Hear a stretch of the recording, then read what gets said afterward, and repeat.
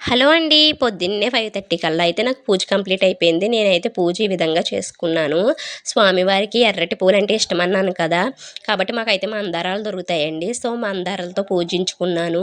మాది పల్లెటూరు కదండీ! చాలా పువ్వులైతే బానే దొరుకుతాయి. అటు ఇటు పువ్వుల చెట్లు ఉంటాయన్నమాట. కాబట్టి అయ్యే కోసి తెచ్చి పెట్టేసుకుంటూ ఉంటాను. ఎప్పుడన్నా లేకపోతేనే బయట నుంచి తెప్పిస్తూ ఉంటాననమాట. ఇదిగోండి శివయ్య, పార్వతమ్మ మెడలో దండను గుర్తుపట్టారా? అదేనండి రుద్రాక్ష వీడియో చేసినప్పుడు దండ గుచ్చాను కదా! ఆ దండనైతే శివయ్య, పార్వతమ్మ మెడలో ఏసాను. ఎప్పుడు శివయ్య మెడలో రుద్రాక్ష ఉంటుందండి. నేను అయితే సరే ఎప్పుడు తాడుతో అయితే కట్టి పెట్టాననమాట నేను రుద్రాక్షని. సరే తాడు అంతగా బాగాలేదని చెప్పి మొన్న పూసలు ఉంటే ఆ పూసలతో అయితే ఇలా దండ గుచ్చాననమాట.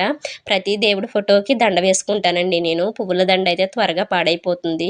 ఒక రోజు 2 రోజుల మించి ఉండదు కదా! కాబట్టి ఏ దేవుడికి ఏ వస్తువు ఇష్టమో ఆ వస్తువులతో అయితే దండగుచ్చి వేశాను. ఎప్పుడు మనం అలంకరించుకోవడమే కాదు, కాస్త దేవుడి ఫోటోలను కూడా అలంకరిస్తూ ఉండాలి.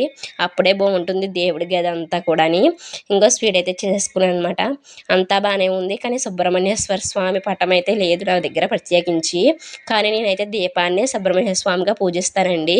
నేనే కాదు మనం అందరం కూడా దీపారాజన చేసినప్పుడల్లా సుబ్రహ్మణ్య స్వామిని పూజించినట్లే. అది ఎలాగో నేను ఇప్పుడు చెప్తాను. ఆల్రెడీ నేను షార్ట్‌లో పెట్టానండి. కాకపోతే మరొకసారి మీకోసం ఏం లేదు, శివయ్య, పార్వతమ్మ కైలాసంలోని ఇవి పోటీ అయితే పెడతారు కదా! ఎవరికి? విఘ్నేశ్వరుడికి, కుమారస్వామికి పోటీ అయితే పెడతారు. ఎవరైతే లోకాన్ని త్వరగా చుట్టి వస్తారో వాళ్ళకైతే తొలి పూజాదిత్యతని ఇస్తామని చెప్పి పెడతారనమాట. కుమారస్వామి ఏమో తమ నెమలి వాహనం ఎక్కి చకచకా తిరిగేస్తూ ఉంటారంటండి లోకాన్నంతా. కానీ పాపం గణపయ్యకేమో చిట్టి ఎలక కదా! ఆ ఎలక మీద ఎలా తిరుగుతాడు ఆయన పొట్ట వేసుకుని అని చెప్పి ఇంకా పాపం డల్లగా అయితే కూర్చోకుండా ఎవరన్నా అయితే నేను ఎక్కడ నగ్గగలుగుతానులే అని చెప్పి వదిలేస్తారు. కానీ గణపయ్య మట్టికి తన తెలివితేటలను అయితే ఉపయోగించి తల్లి తండ్రి మీరే నా సృష్టి అని చెప్పి వాళ్ళ చుట్టూరు తిరిగారంటండి. ఇంకా గణపతి తెలివితేటలు చూసి నవ్వుకుని శివయ్య, అమ్మ అయితే ఇంకా వరాన్ని అయితే గణపతికి ఇచ్చేసారంట. కానీ పాపం నిజానికి గెలిచింది ఎవరు? కుమారస్వామి. ఆయనే చెప్పింది చెప్పినట్టు నెమలి వాహనం ఎక్కి పాపం అంత కష్టపడి తిరిగి వచ్చారంట.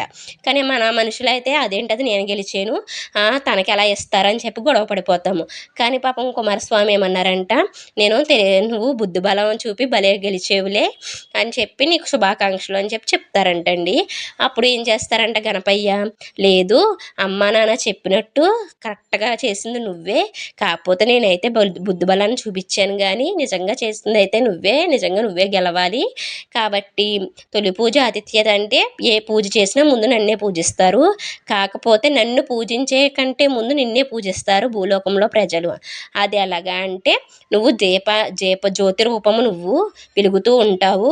కాబట్టి దీపారాధన చేసి పసుపు కుంకుమ అక్షింతలు వేసి దీపానికి దండం పెట్టుకున్నాకే విఘ్నేశ్వరుడు పూజ, తర్వాత ఇంకే పూజ అన్నా చేస్తాము, దీపం లేకుండా ఏ పూజ చెయ్యరు అని చెప్పి వరమైతే విఘ్నేశ్వరుడు ఇస్తాడంటండి.